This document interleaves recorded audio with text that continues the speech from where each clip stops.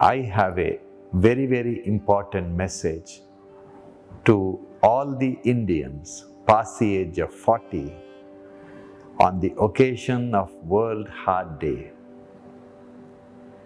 If you are past the age of 40, please, at least once in 10 years, get a CT angio or CT scan of your heart. That will detect even minor coronary artery disease and prevent heart attack in the future. Very often these days, we see young actors, athletes, singers with six packs and big muscles, fit people, suddenly dropping down dead with a heart attack. It was never a sudden heart attack.